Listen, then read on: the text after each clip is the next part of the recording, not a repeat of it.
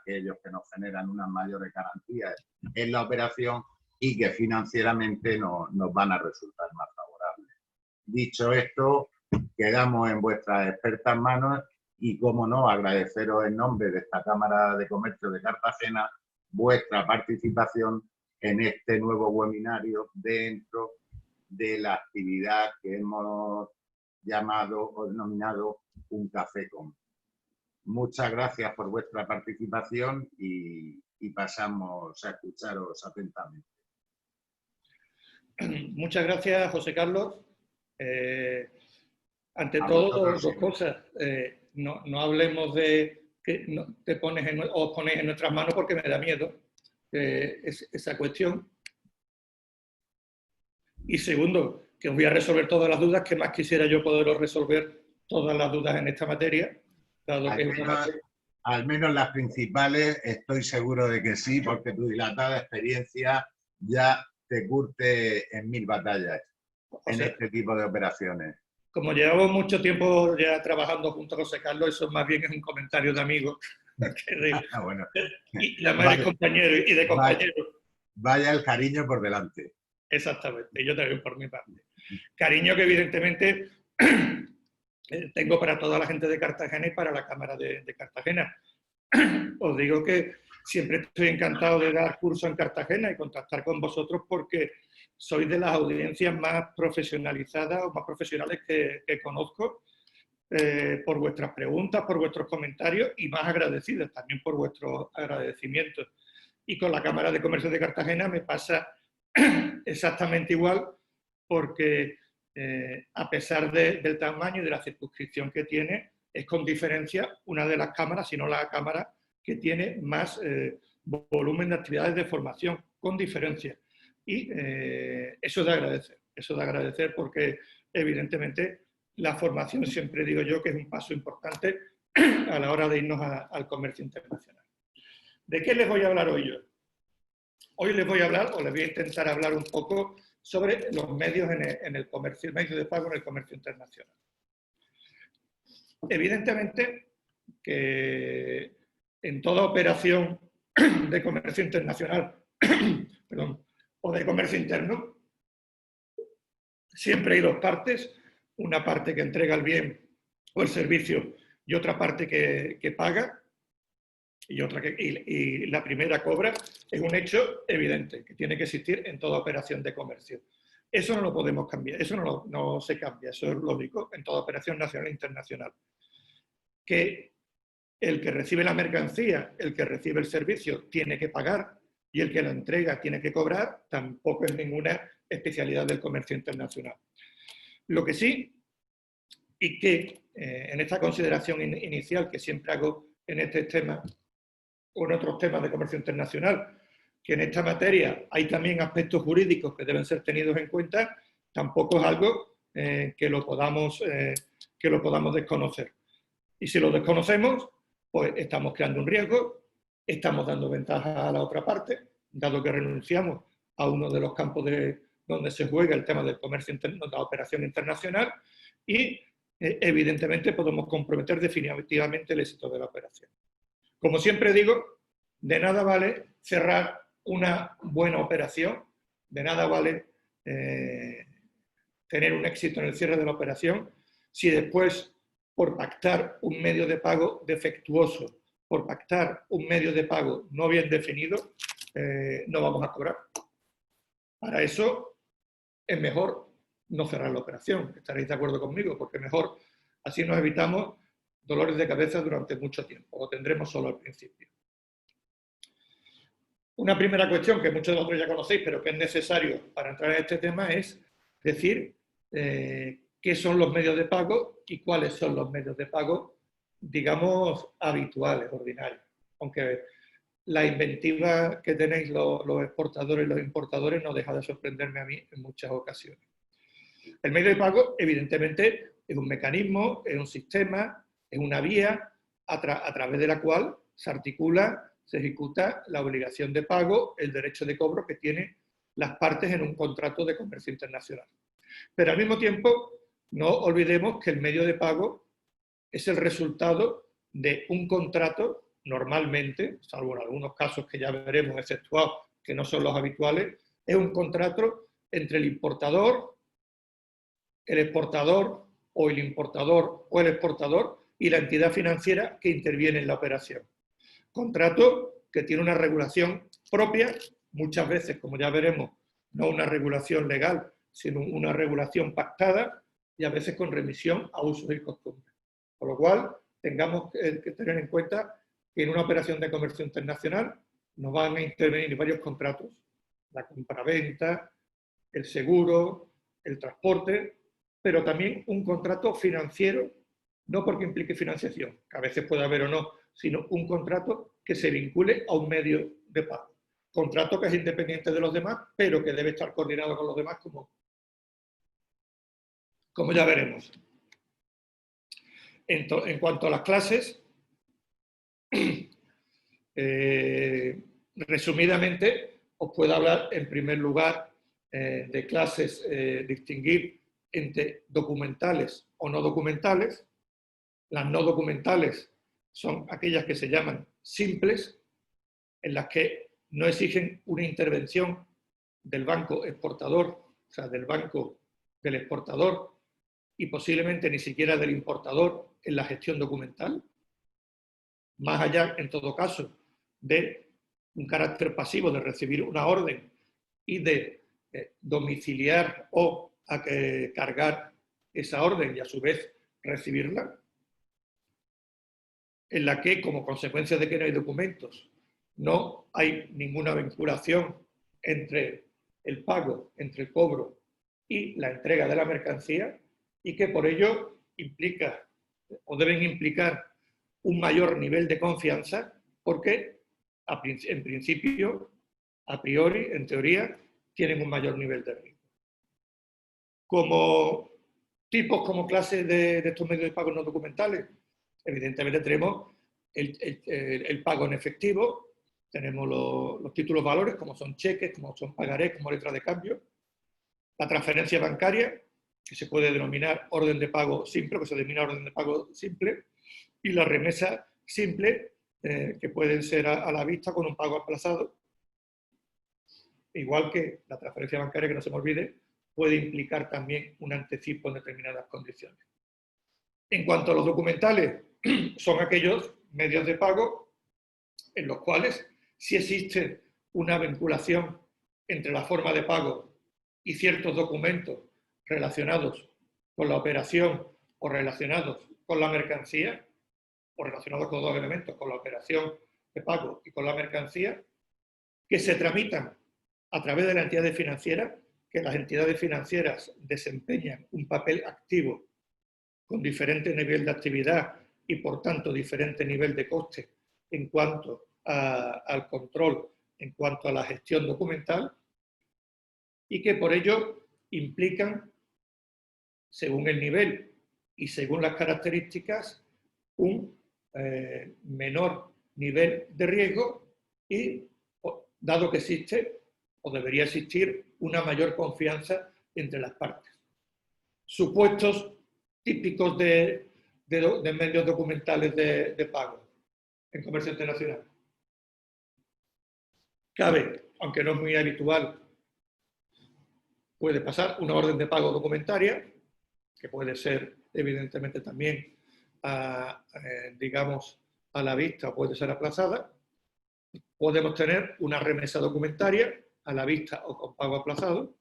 Podemos hacer un crédito documentario, que cuando entramos a examinar los medios de pago es por excelencia el medio del que se habla en el comercio internacional, no porque sea el más habitual, que no lo es, sino porque es un medio que nació en el comercio internacional y que está especialmente adaptado al comercio internacional. Y la cuestión que se plantea es, ¿nos sirve el crédito documentario para las operaciones nacionales? Pues lo que os digo es que últimamente me han llegado comentarios de que se están aplicando, utilizando créditos documentarios para operaciones nacionales. No es para lo que nació, no tiene regulación, aunque, ¿por qué no?, nos podemos remitir a las reglas y usos uniformes de la Cámara de Comercio Internacional. Y finalmente, tenemos las obligaciones de pago bancaria, las BPO. Y lo pongo en una interrogación, ¿por qué? Porque la BPO, resumidamente, podemos decir que es un medio de pago establecido de banco a banco, que establece una serie de códigos electrónicos en cuyo que cuando dichos códigos coinciden, se produce el pago.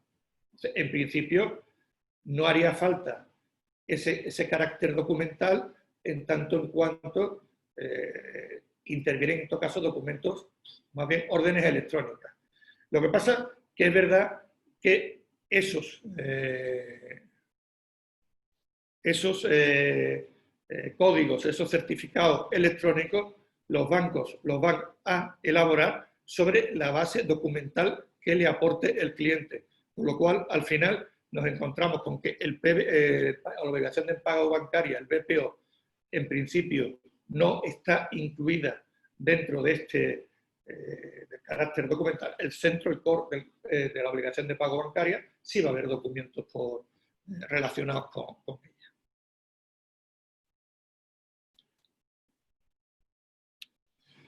Después, cabe hablar de medios que, aunque no son directamente de pagos, sí tienen una relación con el mismo.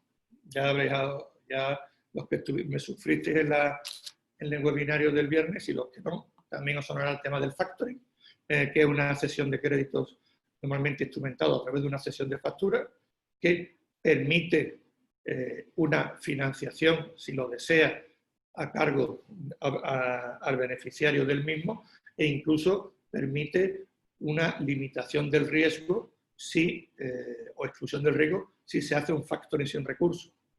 En el forfaiting, recordadlo, también una cesión de crédito, pero estos están instrumentados en títulos con fuerza importante, con fuerza ejecutiva. Títulos valores normalmente. El forfaiting siempre lleva financiación, permite financiación al exportador y al mismo tiempo también evita su riesgo, dado que permite hacerse o tiene que hacerse siempre por definición sin recursos.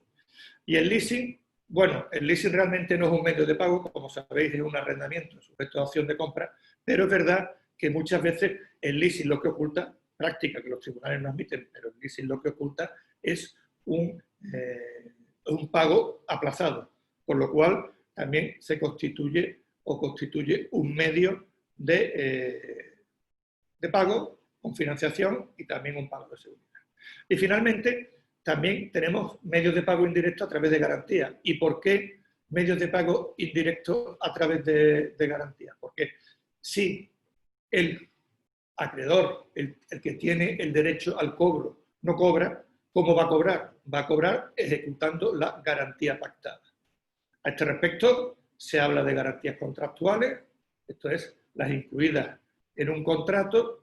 También se puede distinguir las garantías condicionadas de las a primera demanda. En las condicionadas, como recordaréis, son aquellas en las que hay que acreditar al banco garante, a la compañía de seguro garante, que se ha cumplido o se ha dejado de cumplir determinadas condiciones por el garantizado para que el banco pague. En la a primera demanda no hace falta esas acreditaciones, basta con que se requiera el tiempo y en forma para haya que pagar. Y en último lugar, las stand-by, con una función muy similar a las garantías a primera demanda, toda vez que estas cartas de crédito contingentes lo que se emiten es y se cumplen cuando se dan determinados incumplimientos por parte del emisor del mismo. Segunda cuestión previa. ¿Tienen una regulación estos medios de pago que nos vincule como sujetos relacionados con los mismos, como operadores de una operación de comercio internacional? Como regla general, no hay leyes nacionales. En España, quitando, por ejemplo, los títulos valores, quitando en cuanto a las transferencias, los servicios de pago, la normativa de servicios de pago, no nos encontramos leyes. Eso ocurre en la mayoría de los países. Tampoco hay convenios internacionales vigentes en materia de medios de pago. Lo que sí hay costumbres, hay prácticas internacionales ampliamente conocidos y regularmente observados. ¿Por qué os pongo entre comillas eso de ampliamente conocidos y regularmente observados? Porque eso que dice literalmente el convenio de Viena, que regula la compraventa internacional de mercancías, se puede aplicar a otros campos del derecho del comercio internacional. Según lo cual, usted, operador de comercio internacional, tiene que conocer, tiene que saber cómo funcionan aquellos usos, aquellas costumbres que en el comercio internacional son ampliamente conocidos y regularmente observados. Estas costumbres a veces están recopiladas y a veces no dejan de ser prácticas bancarias en determinados países de difícil recopilación. Pero en todo caso, estén o no recopiladas, normalmente se van a aplicar cuando así lo digan las partes. Así, cuando ustedes van a un banco y contratan un crédito documentario, ya verán que en el condicionado 100% se van a remitir a las reglas de la CCI. Porque, como les he dicho, hay veces que estas costumbres se recopilan y las esenciales en esta recopilación son las reglas de la Cámara de Comercio Internacional. Aquí tienen, para las remesas simples y documentarias, tienen unas reglas uniformes para cobranza, cuya denominación abreviada y les coloco, tienen reglas y usos uniformes relativas a créditos documentarios, la famosa UCP 600, reglas y uniformes para fianzas contractuales, las reglas uniformes para las garantías a primera demanda. También tenemos prácticas internacionales estándar para las stand-by, la ICP 98, que también se traducen al español como carta de crédito contingente, aunque es muy difícil que veáis eso, salvo en algún país latinoamericano. También la UCP 500 de la Cámara de Comercio Internacional tienen cierta aplicación a la stand-by. También existen reglas uniformes relativas al forfeiting y también existen reglas uniformes relativas a las obligaciones de pago bancario. Reglas a las que nos podemos remitir, reglas a las que no nos podemos remitir, pero que normalmente la entidad financiera se va a remitir a ellos y que nosotros en las relaciones como particulares nos vamos a remitir. Porque aunque sea en costumbre, mejor hacer la remisión expresa para evitar problemas después de interpretación. En el ámbito internacional sí les he dicho que no existen tratados obligatorios, pero sí existen convenios que no han entrado en vigor. Hay, por ejemplo, de UNCITRAL, de la Comisión de Naciones Unidas para la Unificación del Comercio Internacional, tienen un convenio en materia de cartas de crédito contingente y de garantías de independientes, tienen en materia de intercambio de pagaré y recepción de crédito. Y por UNIDROIT, que es la Academia para la Unificación del Derecho Internacional, tiene un convenio sobre factoring y otro sobre leasing financiero internacional. Ya que sabemos qué son, cuáles son y cuál es su regulación exclusivamente convencional con la que nos vamos a encontrar en los medios de pago en el comercio internacional, lo que tenemos o lo que pasamos a ver es una visión resumida de los principales medios de pago.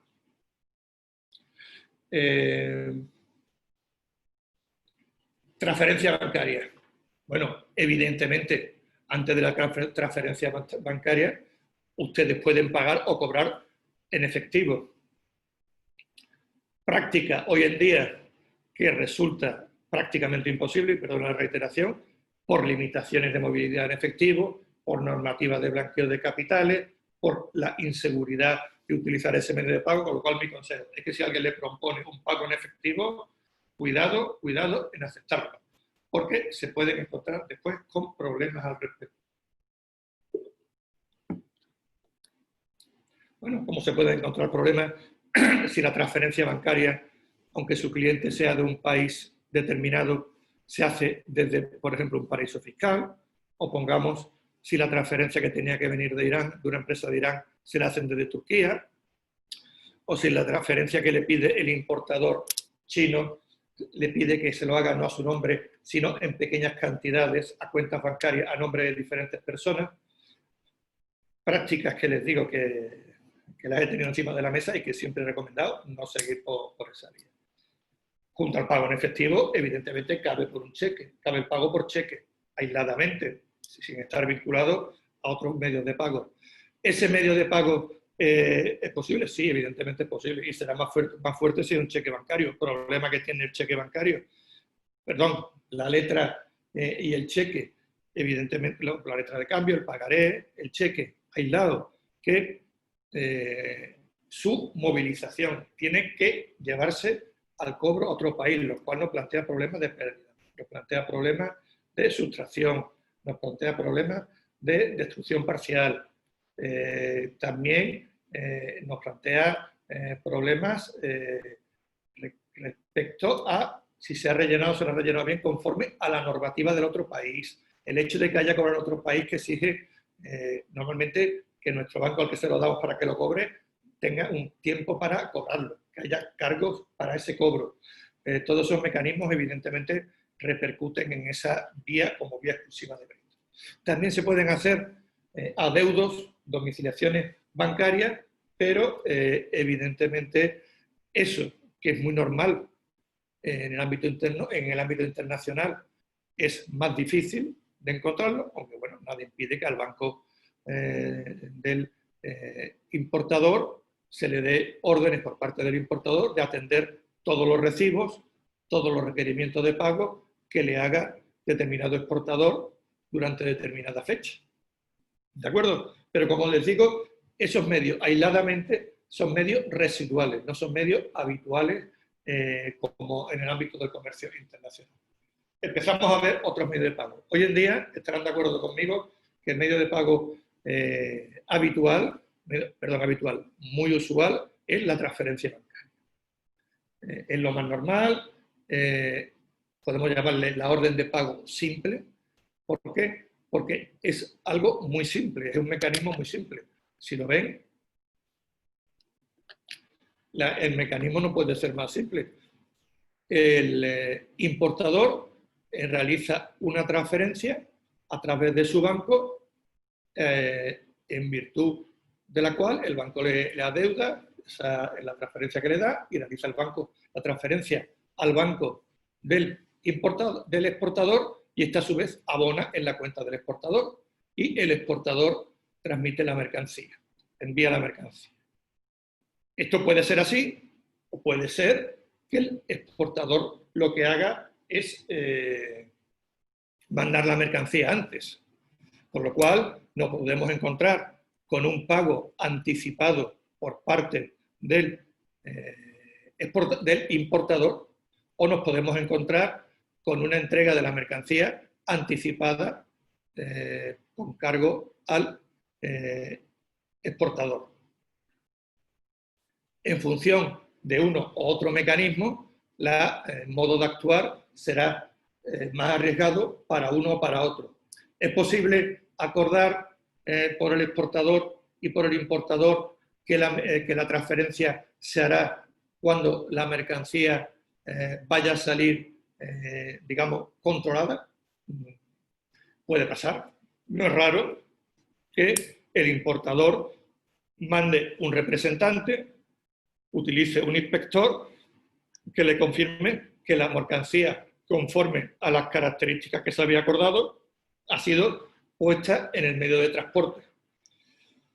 En principio, eso daría más garantía, es más complicado, es más complejo, pero también se hace ese mecanismo, que quizá incluso ya nos acerca a una orden de pago documentaria, aunque realmente no, porque eso no suele ir a través del banco. Ventaja, por tanto, si hay confianza, hombre, es más rápido, está universalmente admitido, el coste suele ser menor que en las vías de pago documentarias, pero bueno, ofrece riesgo bien al importador, bien al exportador, salvo que nos encontremos ante este supuesto ideal que os digo, de que haya alguien que certifique, que informe al importador que la mercancía en la cantidad y con las calidades establecidas ya se ha embarcado para transporte. En ese momento el importador pague. Tenemos también una orden de pago documentaria. En este caso, bueno, también se utiliza la transferencia. Lo que pasa es que la transferencia va vinculada a la remisión de determinados documentos por parte del exportador. Documentos comerciales relacionados con la mercancía. Ese medio de pago, evidentemente, ofrece una ventaja al importador en tanto en cuanto se ve favorecido por el hecho de que ya hay documentos que ha obtenido el exportador y que acreditan de alguna forma que la mercancía se ajusta a lo marcado y que posiblemente incluso normalmente se ha entregado al medio de transporte, por tanto es una situación más protegida para el exportador, para el importador y para el importador, y para el exportador presenta más inconvenientes porque en principio ya se puede haber entregado, haberse ya despachado la mercancía cuando se va a dar la orden de transferencia por parte del importador. Por ello, el exportador tendrá que buscar mecanismos para no entregar toda la mercancía, toda la documentación ya al importador, aunque sí una parte relevante de ella, o por establecer una reserva de dominio el exportador hasta que la mercancía sea o hasta que la transferencia le llegue. Ya que hablamos por primera vez aquí de documentos y también para la remesa documentaria o para el crédito documentario, deciros que estos documentos a los que se hace referencia en estos medios de pago documentarios van dirigidos normalmente a acreditar determinados extremos. En primer lugar, la celebración o la existencia de contratos entre las partes. En segundo lugar, que se han cumplido las condiciones, las circunstancias pactadas en el contrato. En tercer lugar, un informe sobre las condiciones de la mercancía. Documentos relacionados con la gestión aduanera. Documentos relacionados con el título de posesión, normalmente con el título de posesión vinculado al título de transporte, que es el que permite después retirarnos la mercancía. Esas son las finalidades que normalmente se persiguen con esos documentos. Y en cuanto a los documentos, bueno, los conocéis, pero documentos que se pueden exigir en medios de pago documentarios. Pues la factura, tanto la comercial como la forma en diversos formatos, con diversos copias o ejemplares, documentos de transporte, evidentemente, documentos relacionados con el seguro, certificados de origen, el packing list, la lista de pesaje, certificados de inspección, facturas aduaneras. Todos esos son documentos que, como digo, podemos pedir, que se pueden exigir, todos ellos, algunos de ellos, parte de ellos, según los países, según el tráfico, en los medios de pago documentales. Las remesas simples, las remesas que, como os digo, sí tiene una regulación en el ámbito de las reglas y uso uniforme, hasta ahora lo que hemos hablado antes no lo tiene.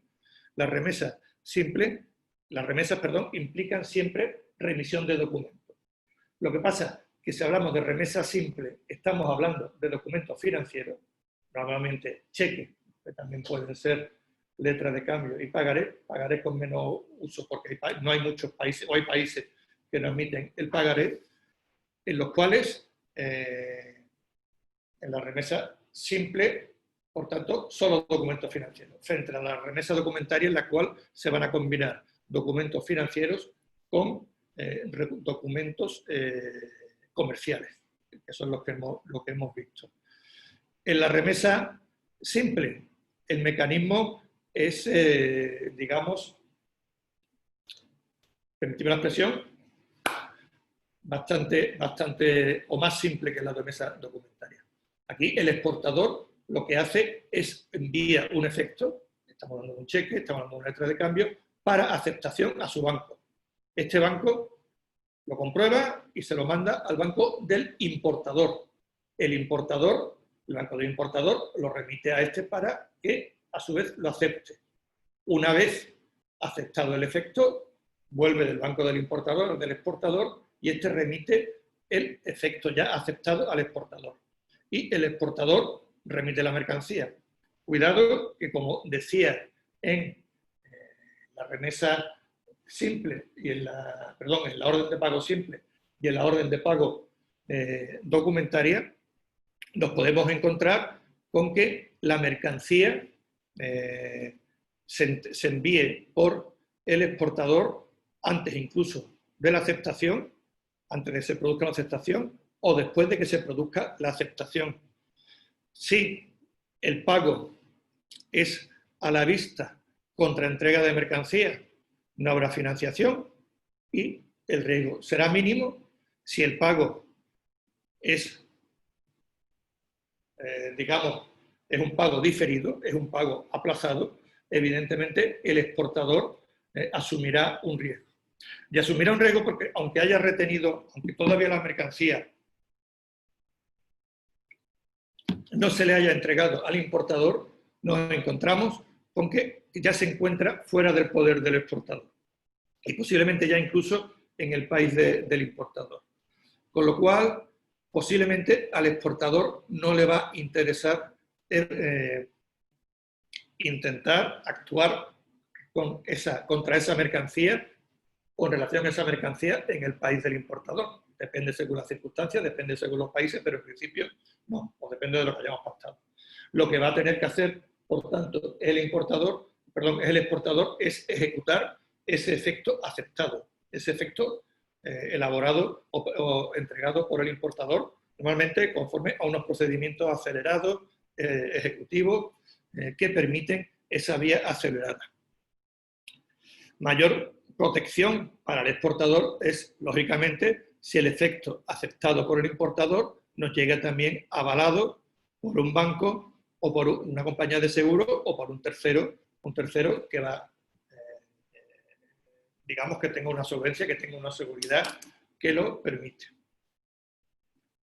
El segundo tipo de remesa es la remesa documentaria.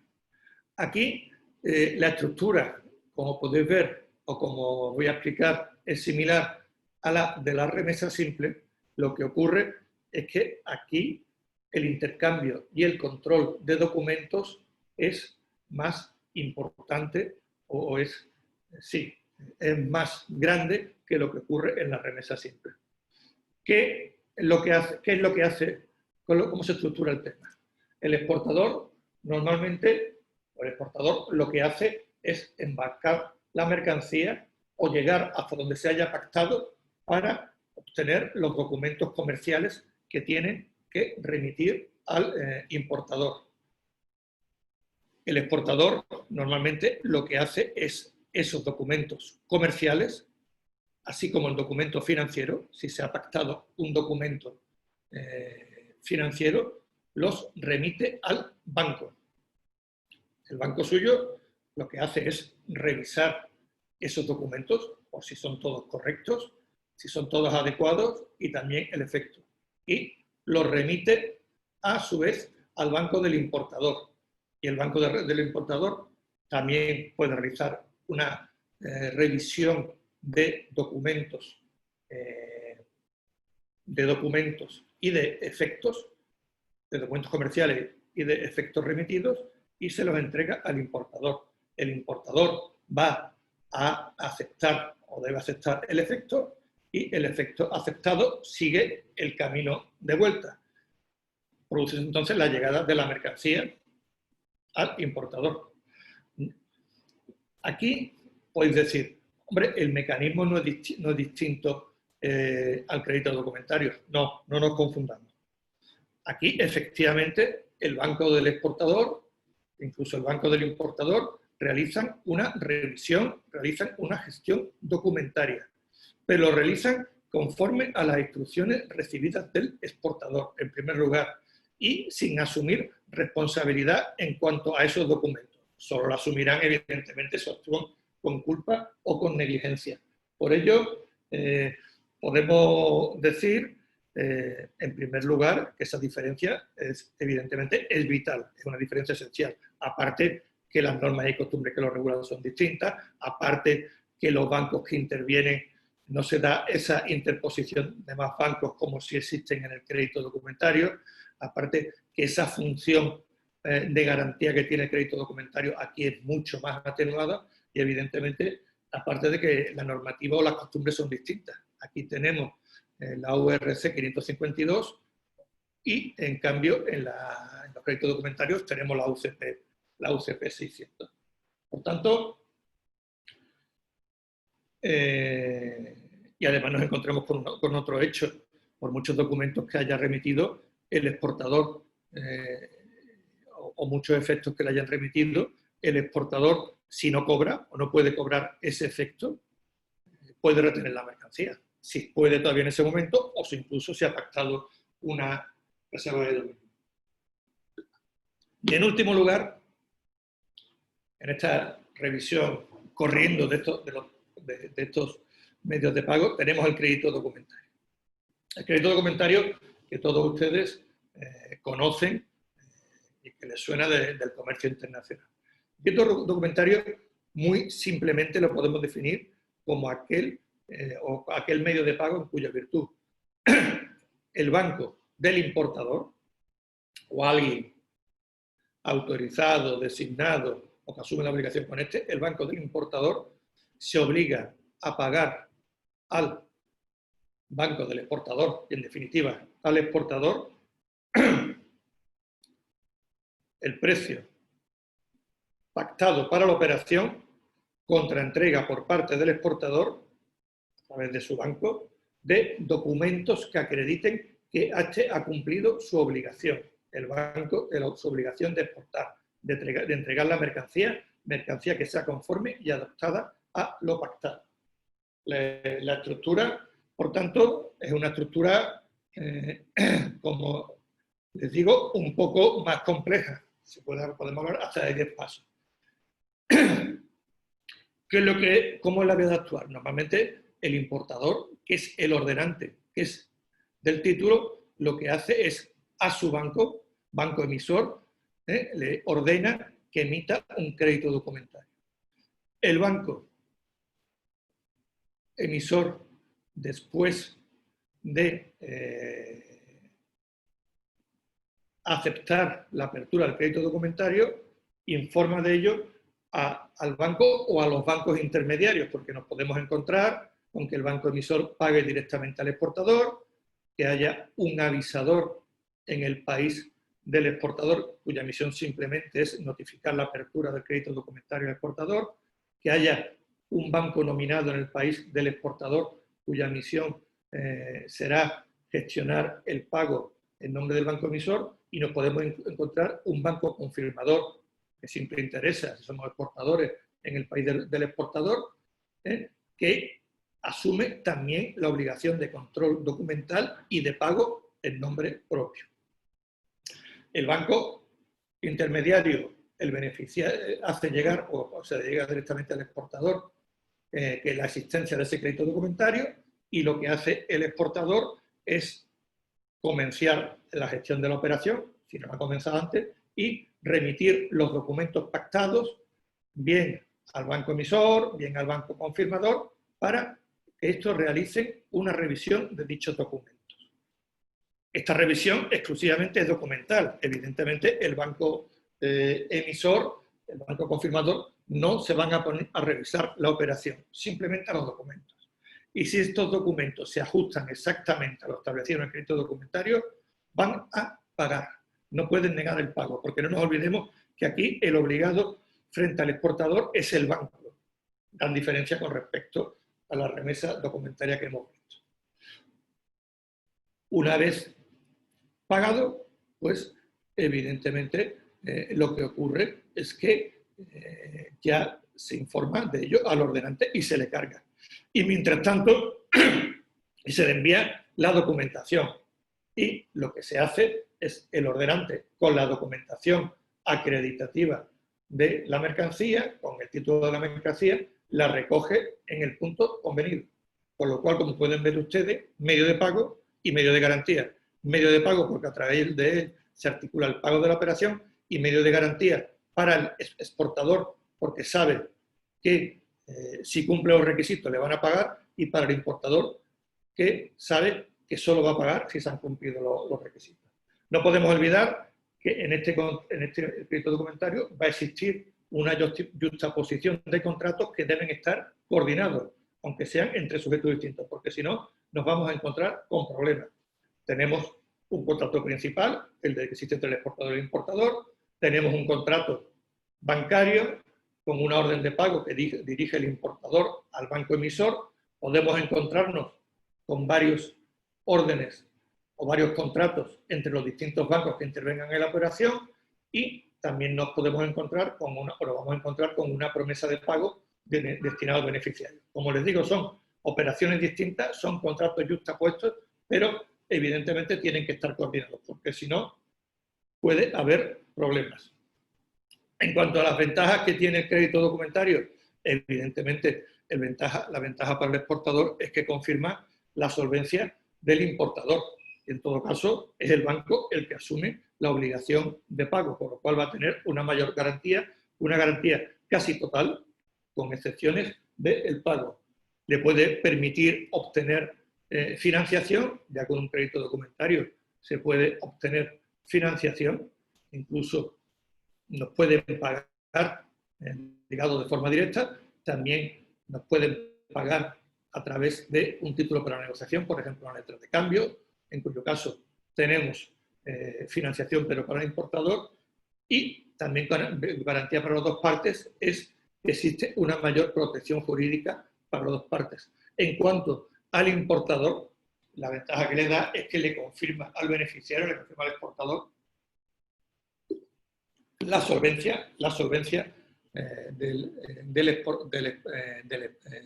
que tiene, se lo confirma el importador. Y después, todas estas garantías o todos estos mecanismos de financiación, todos estos mecanismos de aseguramiento de una entrega adecuada de la mercancía, una mayor seguridad jurídica, una mayor protección jurídica, también funciona en beneficio del importador. Habiéndole hecho una revisión rápida, acelerada de los medios de pago, evidentemente si tienen preguntas pueden hacerlas llegar por chat y al final las podemos contestar, o las puedo contestar, o las podemos poner en común a ver qué preguntas se plantean.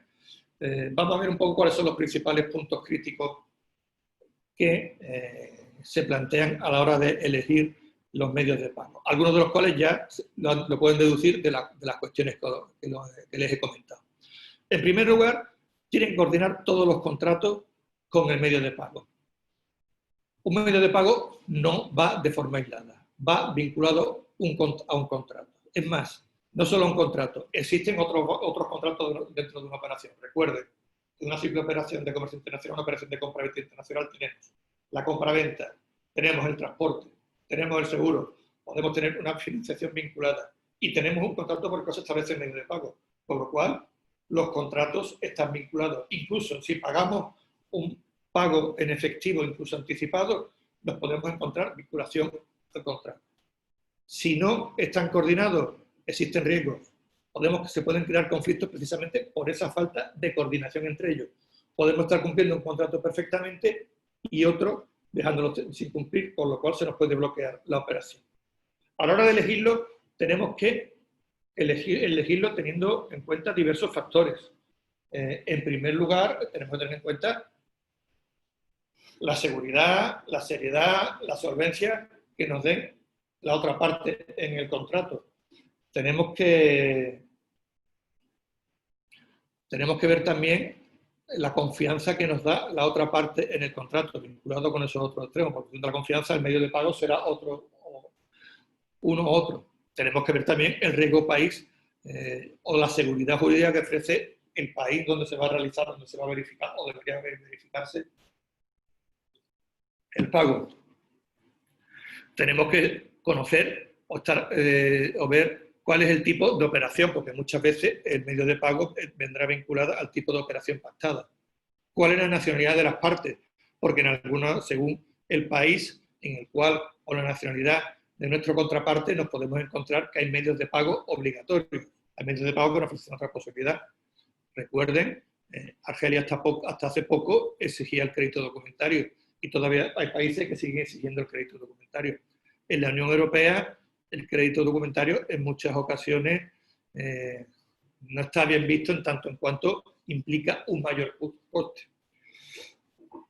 Tenemos que ver también cuál es el uso, tenemos que ver también las costumbres que se aplican en el sector, porque por mucho que queramos un pago anticipado, si en ese sector no existe o no se conoce el pago anticipado, si usted no tiene una posición, no tiene una situación de fuerza en el pago para exigir el pago anticipado, tendrá que utilizar otros medios de pago. Y evidentemente, si nuestra situación es de debilidad, la otra parte, si estamos deseando vender y se nos ve, no tenemos medios de fuerza, la otra parte va a imponer el medio de pago que mejor encaje con sus necesidades.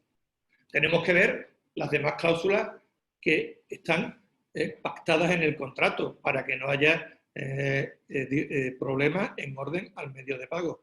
Porque vincular, por ejemplo, por decirle alguna cosa, un crédito documentario a un Incoterms Word, pues me parece bastante discutible, en tanto en cuanto qué documentos va a tener que examinar el banco a la hora de poder liberar el pago. Exclusivamente el de entrega de la mercancía en el almacén. Pues poquitos documentos, ¿no? Poquitos documentos para meternos en ese pago, me parece a mí, por lo menos es lo que me parece. En cuanto a, bueno, evidentemente lo que las partes acuerden será el rey en estos temas, salvo que haya normas imperativas. Y dentro de los medios de pago tenemos que elegir el medio de pago o el subtipo que sea adecuado a la operación. Ya hemos visto que tanto existen órdenes de pago como remesas que son simples o documentarias. Las primeras implican un mayor nivel de confianza entre las partes y un mayor nivel de riesgo para una de las dos partes en la operación, salvo que, como les decía, sepamos encontrar ese punto intermedio. Las documentarias, en principio, implican un examen de documentos, aunque no tan profundo como les he dicho con respecto al crédito documentario. En cuanto al crédito documentario, tengan en cuenta que hay multitud de posibilidades con respecto al mismo. Se habla, por ejemplo, de revocable o irrevocable. Sepan, si no lo saben, que la regla general que presume la UCP es que los créditos documentarios lógicamente son irrevocables, pero se puede pactar lo contrario. Se habla de confirmado y no confirmado. En el crédito documentario confirmado nos encontramos con un banco confirmador en nuestro país, normalmente, que va a asumir la obligación de pago. Por lo tanto, es una situación más cómoda para el exportador. Créditos documentarios a la vista, créditos documentarios con precio aplazado y también para negociación. A la vista se recibe el crédito y se paga inmediatamente. Aplazados, se pacta su pago a determinados plazos, dándose así financiación al importador. Pago aplazado, que puede ser, digamos, por simple transferencia o que puede ir vinculado a un título valor, normalmente un cheque, una letra de cambio, que nos permitirá la negociación al importador y con ello obtener también una financiación en cuanto al pago. El crédito revolving o el crédito rotativo, que es aquel que se renueva mediante, digamos, la recarga cuando se ha sido dispuesto por parte del cliente. Me comentaba uno de los asistentes en la anterior jornada que, por ejemplo, hay algunos bancos que no lo admiten. Bueno, eso depende de las prácticas contractuales, depende de la situación, de las reglas establecidas por los bancos, depende de muchas y de la oferta que tengan. Créditos con cláusulas rojas o cláusulas verdes, que son aquellos créditos que permiten un anticipo de pago al momento inicialmente pactado para dicho pago. Las cláusulas rojas, si no recuerdo mal, son aquellos que ese anticipo de pago no exige ninguna acreditación documental. En las pérdidas exige alguna acreditación documental. Hay créditos documentarios transferibles que permiten al exportador irlos transmitiendo con anterioridad a su cobro. Créditos, y también se puede hablar de créditos documentarios de respaldo, el back-to-back, que son aquellos créditos documentarios que se hacen a su vez para respaldar otros créditos documentarios anteriores. En definitiva, tienen, y también con respecto a la stand-by, se puede hablar de una stand-by directa, que normalmente se hace o se hace, como les he dicho, para garantizar el pago, aunque muchas veces es verdad que, aunque no debería ser, no actúa como garantía de pago, sino como medio de pago directo, o indirectas en los que dan cobertura a otro medio de pago. También tenemos que ver los costes que nos determinan el medio de pago. Evidentemente, hay que ver tanto el coste directo, lo que tenemos que pagar por comisiones, por apertura, por cancelaciones a los bancos implicados, como el coste financiero. Si hay financiación, lo que cuesta esa financiación. Tenemos que considerar, tenemos que ver los medios técnicos y los medios personales disponibles, tanto por nosotros como por los operadores bancarios, porque vean, por ejemplo, las BPO, las obligaciones de pago bancario, hay muchos países, entre los cuales, por ejemplo, se encuentra España, que no lo están utilizando, que no se están utilizando, que yo sepa, por lo menos por ahora, y sigo viendo lo que no se están utilizando, precisamente por la carencia de medios técnicos. O, por ejemplo, si utilizamos el crédito documentario o algún sistema de cobranza electrónica, que haya posibilidades, medios que permitan ese medio electrónico y que, y finalmente, última consideración, que si estamos utilizando medios, créditos documentarios, habrá que estar a los documentos, porque si los documentos no se cumplen, los documentos no se adaptan, no son completos, no son externamente correctos, no son un espejo de lo que se ha pactado entre las partes y de los órdenes que se le han dado al banco, entonces, en caso del crédito documentario va a dar igual, se va a pagar, y en los casos de órdenes de pago documentarias y de remesas documentarias, claro, hay posibilidades de que el exportador y del banco del exportador reniegue el pago. Y evidentemente los documentos tienen que ser consistentes, tienen que ser congruentes entre sí, porque si no, nos podemos encontrar con que evidentemente el banco los rechace, el banco, la entidad financiera los rechace. Y tenemos también que tener en cuenta que los créditos, los documentos, los medios de pago pueden pararse, puede retrasarse o puede denegarse el pago por parte del que está obligado a dicho pago. Así, basta en los no documentarios con que el importador diga que no paga, que no paga. En ese caso, la vía de protección para el importador es acudir a una garantía o acudir a un seguro por el riesgo comercial. También puede ocurrir que diga el exportador que no entrega la mercancía, con lo cual el importador tendrá que buscar mecanismos de protección.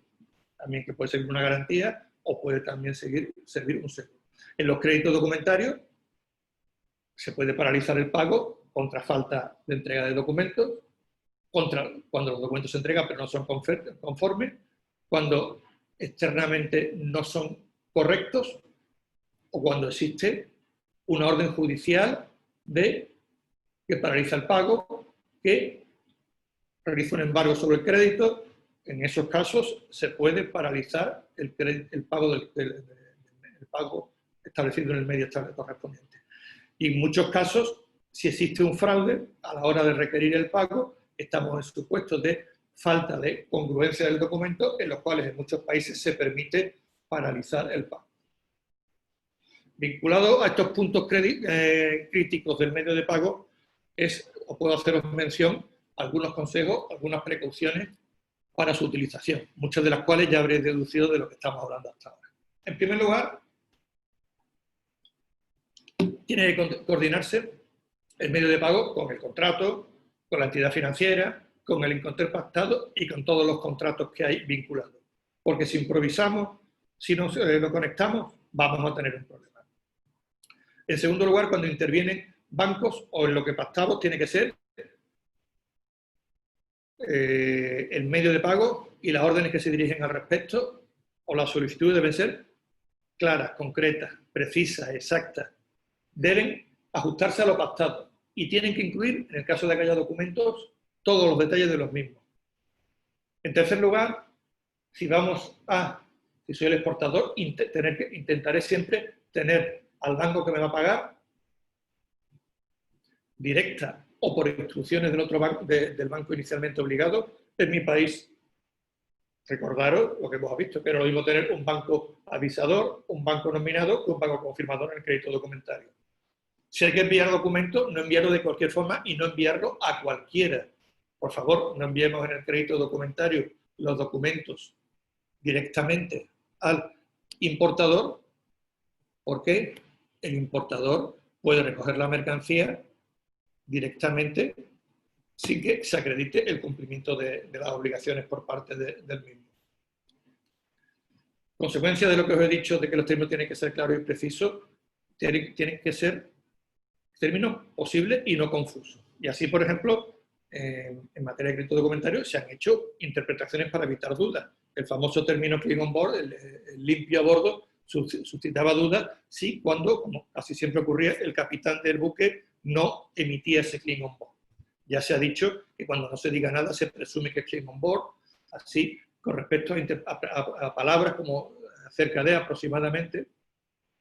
Y cuidado con estos temas, cuidado con esas distribuciones, porque fijaros si ha llegado a ser, o los bancos son tan precisos, son tan minuciosos, que hasta se han planteado consultas, sí. Recordad que desde los Incoterm 2010 siempre lleva el signo de copyright, de derecho de autor, el Incoterm. Bueno, pues hay bancos que han preguntado si el hecho de que el Incoterm aparezca sin el copyright a la hora de solicitar el pago, a la hora de aportar los documentos, es suficiente para rechazar, para levantar una reserva para no pagar.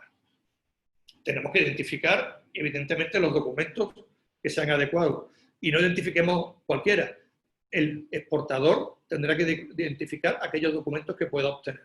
Si no puede obtener un certificado sanitario expedido por un laboratorio oficial en su país, pues que no se obliga a ello, porque es que si no, no se lo van a pagar, no lo van a liberar el pago. Y el importador tendrá que exigir aquellos que sean documentos que sean necesarios para acreditar que se ha realizado la operación correcta y que la mercancía le está llegando en las condiciones pactadas. Tenemos que, si se ha pactado una serie de condiciones vinculadas al pago, tendremos que cumplirlas. Y en su caso, si interviene un banco, tendremos que acreditar el cumplimiento ante ese banco cuando este tiene que hacer una revisión documental. Así, por ejemplo, si se ha pactado en materia de transporte que no se permiten embarques parciales, no se permiten transbordos, pues tendrá que hacerse así y tendrá que acreditarse al banco que así se ha actuado. Si establecen unos plazos determinados para el pago, para el vencimiento, para el embarque, para la entrega de la mercancía en el puerto de destino, pues habrá que cumplirlos y habrá que acreditar dicho de cumplimiento. Si se establecen unos lugares de origen de la mercancía, de entrega, donde se verifique el transbordo, etcétera, también habrá que acreditarlo y probarlo y se tener medios de prueba. Y finalmente, decir, y lo sabéis, que tengamos en cuenta que si bien las entidades financieras no examinan, no controlan la mercancía, si examinan, si controlan los documentos que se han pactado. Y si esos documentos, la entidad financiera obligada al pago, ve que son conformes, hará el pago, o deberá hacer el pago porque si no, será responsable.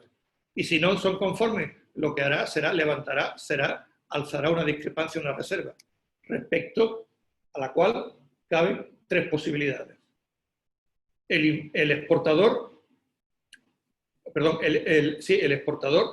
puede corregir el defecto apreciado cuando sea posible. Cuando no sea posible no cabe hacer eso y en ese caso pues la reserva desaparece, la discrepancia desaparece. El exportador puede, el exportador puede alzar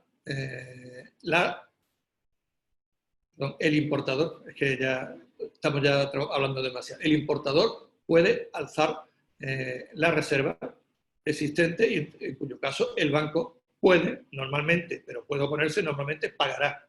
Y en último término, el banco puede rechazar, puede no honrar el pago si no se corrige ese defecto o si no se alza la discrepancia por parte, del exportador. En último lugar, tenemos, en cuanto a la ley, tenemos que tener en cuenta que los medios de pago, como no tienen regulación, habrá que ver lo que se pacta entre las partes en orden a la regulación de la ley aplicable y de los tribunales competentes, que pueden ser distintos o pueden ser diferentes a los pactados con respecto a otros contratos. Habrá que ver, por tanto, normalmente lo que tendremos que intentar es vincular contrato principal, ley aplicable, tribunal competente, con el contrato financiero, el contrato del cual se establece el medio de pago. Y finalmente, una última cuestión, y ya termino, respecto a lo que estábamos hablando. ¿Qué ocurre en supuestos en los cuales, como nos ha pasado y como nos sigue pasando con el tema del COVID-19, se plantean casos de imposibilidad de fuerza mayor por parte del que afecta a la operación? En este respecto, unos breves comentarios. Primer comentario. En principio, las obligaciones de pago se consideran que no pueden ser afectados por fuerza mayor. Lo cual no quiere decir que hay que pagar siempre, no. Pues quiere decir que si una de las partes ha entregado la mercancía, la otra parte no puede alegar, en principio no debe poder alegar la fuerza mayor para negar totalmente el pago. Pero esto, que es una regla general, es ilusorio. Evidentemente, claro que se producen consecuencias y sí que han llegado consecuencias como supuestos de situaciones de crisis o como supuestos derivados del COVID-19. Y el problema se plantea tanto con respecto a los operadores como con respecto a los bancos.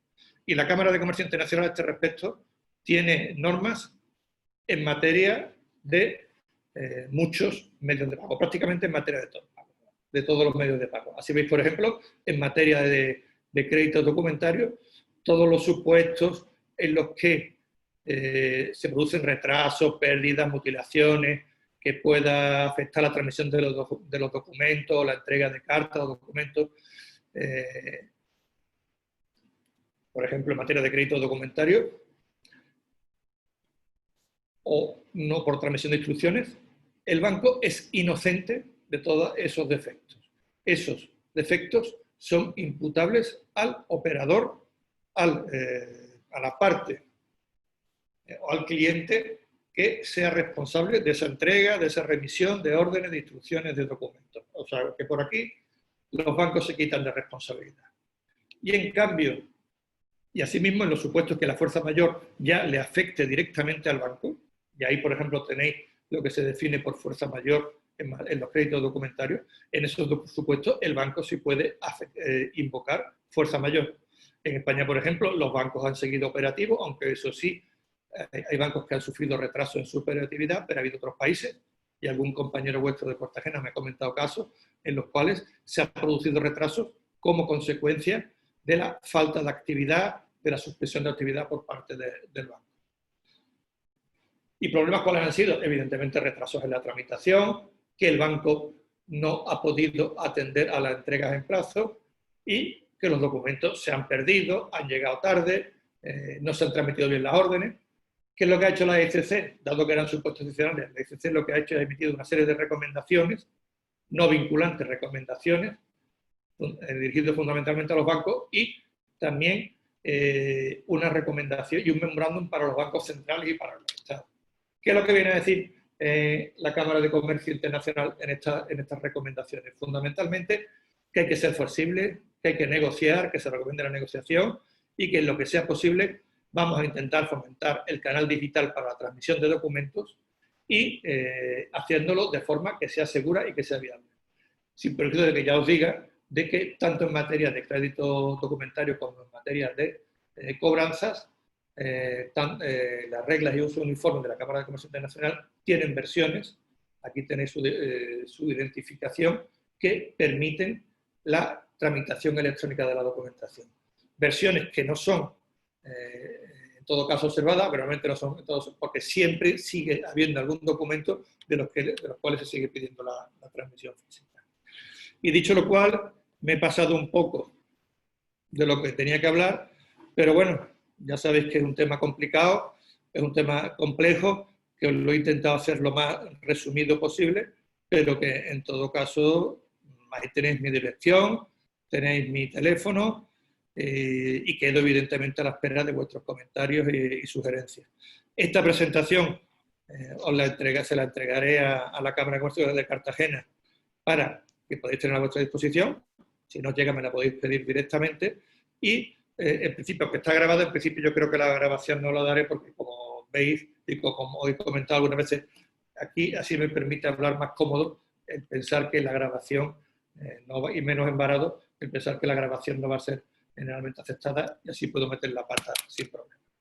Y dicho lo cual, pues si quieren hacerme alguna pregunta, si tienen alguna duda, yo encantado de contestarles a lo que estime necesario. Tenemos alguna consulta en el chat, Manuel. Sí. Vamos a ver. Bueno, no, he visto aquí. A ver si en caso de una operación, bueno, Isabel, ¿quieres hacerlo tú? Sí, bueno, yo tengo recogidas 2 preguntas. En el caso de una operación Sword, ¿qué medio de pago recomendaría que no sea la transferencia? En el caso de una operación de swap. Pues es una buena pregunta. Una buena pregunta. Esto lo que usted dice, me alegro mucho que me haga esa pregunta. Le pediría al que me pregunta que me indique a qué tipo de operación de swap se refiere, porque evidentemente... Es work. Un swap es work. Es Vale. work. Un swap es work sobre mercancía. Solo dice operación es work. Ah, perdón, es que me he entendido de swap. No, swap, no, ex-work. Vamos a ver, que hay swap también sobre mercancías a futuro y Franco Fábrica, mira, puntualiza, Franco Fábrica. Sí, no hay problema. Sí. No, en Word ya no tengo ni... Vamos a ver, ya os he dicho que el crédito documentario, evidentemente, el coste no lo merece el Word porque muy pocos documentos va a tener que revisar el banco. Sí, podemos meterle una inspección en origen y eso puede sujetarlo a control por parte del banco, pero no es la regla general. Hombre, vamos a ver, la transferencia bancaria hoy en día es lo más habitual y lo sabéis de sobra. Hay mecanismos para hacerla con más garantía. Vamos a someterlo, si usted es el exportador, alguna vía, perdón, si es el importador, alguna vía documentaria. Vinculándola, yo creo que necesariamente con una inspección. Porque si su mercancía no es apreciable a simple vista su deterioro, su mal estado o la existencia de bultos, en cuyo caso el transportista debería hacerlo constar en el albarán de entrega, en la carta de porte correspondiente. Por ello, si no quiere hacer una transferencia, sujétela a alguna entrega documentaria. Y para esa entrega documentaria, vincúlela a algún documento más allá de la mera entrega de la mercancía en origen. Otro participante hace un comentario de que dice únicamente un medio no documentario. Medios no documentarios son todos aquellos en los cuales no se producen documentos que tienen que ser revisados normalmente por el banco que interviene o los bancos que intervienen en la operación. O sea que son, ya lo hemos hablado, efectivo, el cheque, el pagaré, la letra de cambio, cuando van de forma aislada, no vinculadas a otras operaciones, el adeudo domiciliario, la orden de pago simple y la remesa simple, si bien teniendo en cuenta que la remesa simple siempre se produce un documento financiero. Normalmente va a ser un documento que le permita la aceptación y que permita incluso anticipos o aplazamientos en el pago. Puntualiza, dice, me refiero al SWORK, usar un medio no documentario. Pues medio no documentario ya tiene usted lo que hemos hablado, si no quiere transferencia. Tenemos la remesa simple, o bien los otros medios de que estamos hablando. Bien, no documentario estamos hablando, sí. Tenemos el pago en efectivo, que esa vía no es posible, o tenemos la posibilidad de utilizar documentos financieros, como son el cheque, como son la letra de cambio, o como es el pagaré o el adeudo domiciliario. Lo que pasa es que si no quiere hacer la transferencia, lo lógico es irnos a un pago documentario o bien una transferencia en la cual usted exija una transferencia anticipada total o parcial, o como les he dicho, la posibilidad de intentar buscar un punto en el cual coincida transferencia con entrega de la mercancía. Esto es, como se suele hacer, usted envía a alguien, a un representante, a un inspector, que controle la carga de la mercancía. En ese caso, puede intentar hacer coincidir transferencia con entrega de la mercancía. Otra cuestión es si cree que son seguros los medios de pago electrónicos y si tienen juego en este ámbito. Los medios de pago electrónicos, si se utiliza una plataforma segura y por un medio seguro, son seguros. Se utilizan en este ámbito. Todo lo que deberían, teniendo en cuenta cómo se utilizan en otros ámbitos, no todo lo que deberían, porque primero hay desconfianza con respecto a ello. Segundo, hay países en los cuales pues, es complicado utilizar esos medios de pago electrónicos. Se sigue exigiendo muchas veces documentos originales, con lo cual existen, ya les he comentado, ya normas que contemplan medios de pago electrónicos, tanto para los créditos documentarios como para la remesa, y las BPO, en definitiva, es un medio de pago también electrónico, lo cual no quita con que se sigan utilizando los medios de pago, se sigan exigiendo incluso en medios de pago electrónicos, se sigan exigiendo que algunos de los documentos sean entregados o sean remitidos físicamente.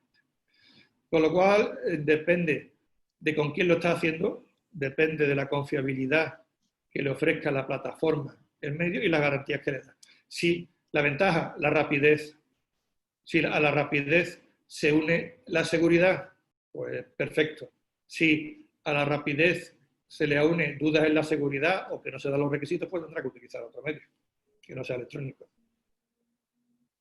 Muy bien, creo que nos hemos pasado un poco de hora.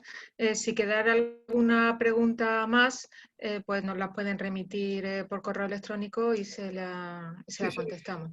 Se la remiten a la cámara o si no tienen aquí nuestra dirección, nos la remiten ahí. Nos la pueden, si quieren remitirla a la cámara y ya os la haremos llegar. A mí solo me resta decir, Manuel, Marisabel, muchísimas gracias por vuestra intervención en el día de hoy, que entiendo que ha resultado eminentemente práctica y espero que haya aclarado mucha o gran parte de las dudas de nuestros participantes. Dicho esto, yo sí te parece una última recomendación y una frase antes de que cierre, que siempre digo en medios de pago.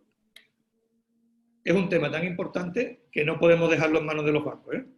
Aquí también tenemos que jugar nosotros. El problema que tenemos muchas veces lo dejamos en manos de los bancos y no es que nos roben los bancos, que algunas veces sí los podrán robar, sino que los bancos tienen un producto y van a por sus productos. No olviden, es un tema tan importante que no lo dejen en manos de los bancos. Y nada más, Rafael, ya no te interrumpo más, simplemente daros las gracias. Muchísimas gracias a vosotros y quedamos emplazados para el próximo 29 de junio. De acuerdo, un saludo a todos y muchas gracias. Buenas tardes, gracias.